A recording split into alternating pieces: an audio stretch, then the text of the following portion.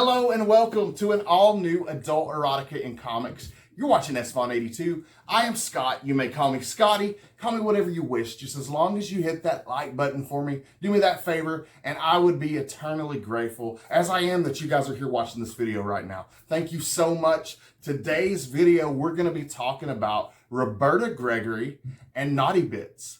Now, I didn't know a whole lot about Roberta Gregory. I was familiar with the artwork a little bit. I had seen it before, but admittedly, I was not very familiar with Roberta Gregory prior to doing the research and gathering the info for today's video. But after doing all this research and learning about Roberta, wow, she is an absolute legend in underground comics and a pioneer for women in as far as putting out comics. There weren't very many women doing it back then, but we're going to talk all about it in today's video, Roberta Gregory and Naughty Bits, so stick around.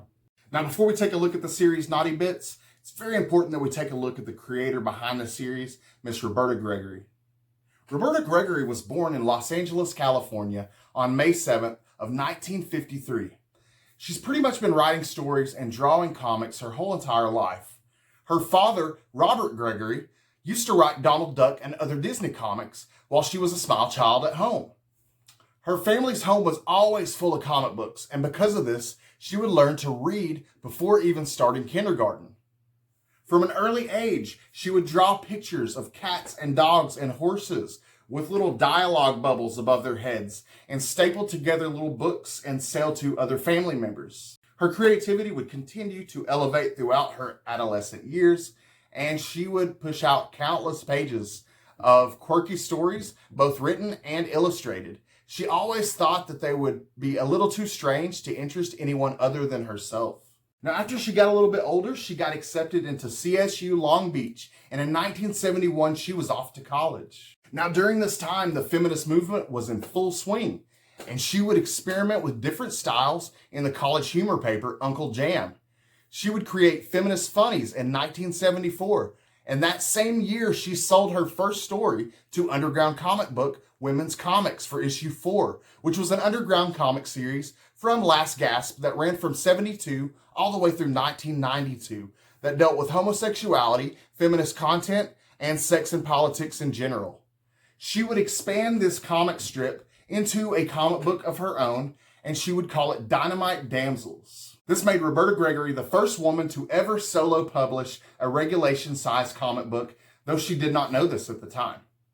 She was inspired by Joyce Farmer and Lynn Shevely of the Nanny Goat Productions Collective, who were pioneers in publishing feminist comic books since the early 70s.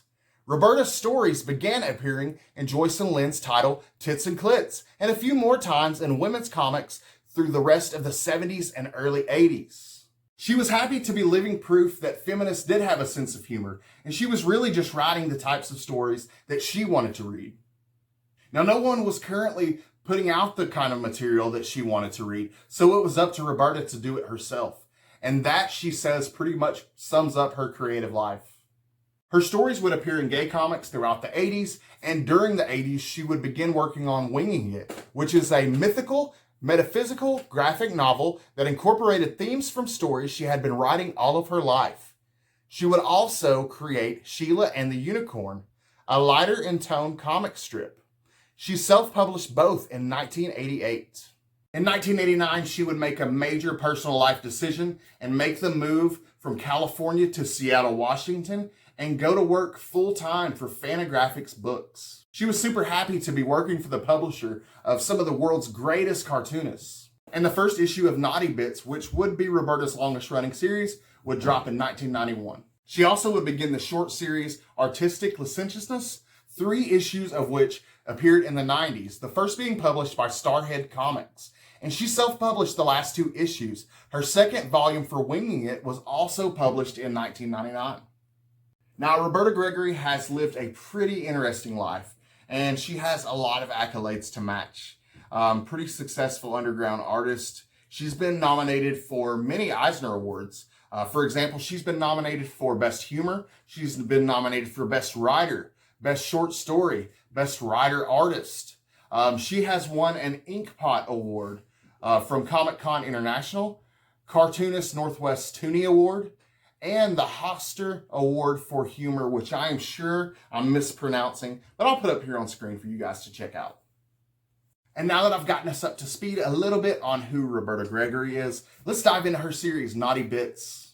Now, Naughty Bits was a comic book series both written and illustrated by Roberta Gregory and published by Fantagraphics Books. The series ran from March of 1991 and ran through July of 2004, totaling 40 issues. Naughty Bits is centered around a woman by the name of Midge McCracken, aka Bitchy Bitch.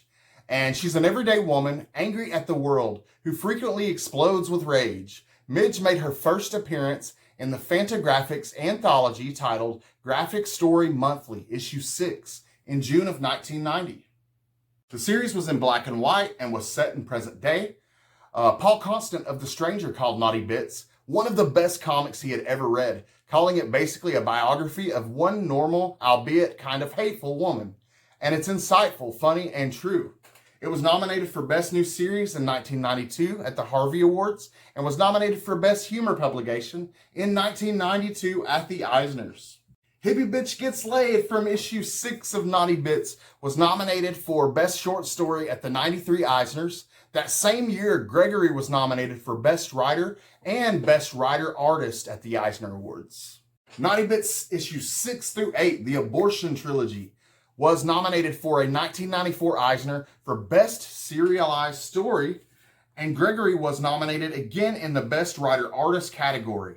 Bye Bye Muffy on Naughty Bits issue 28 was nominated for Best Short Story in the 2000 Eisner Awards.